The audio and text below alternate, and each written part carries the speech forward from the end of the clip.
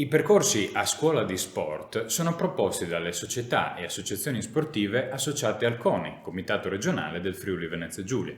Tra i suoi fini istituzionali, il CONI FVG si occupa di coordinare tutti gli organismi impegnati nell'organizzazione e nel potenziamento dello sport e di promuovere la pratica sportiva e i suoi valori. I percorsi sono ospitati in società e associazioni sportive della regione, impegnate nell'organizzazione di manifestazioni sportive e nella gestione di attività di avviamento e perfezionamento alle diverse discipline.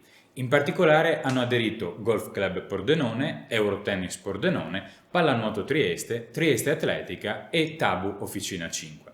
I percorsi a scuola di sport si rivolgono agli studenti dei licei scientifico e linguistico, degli istituti tecnici economici e degli istituti nautici. Si svolgeranno a Pordenone, Trieste e Udine con durate e periodi di disponibilità che possono variare a seconda della struttura ospitante.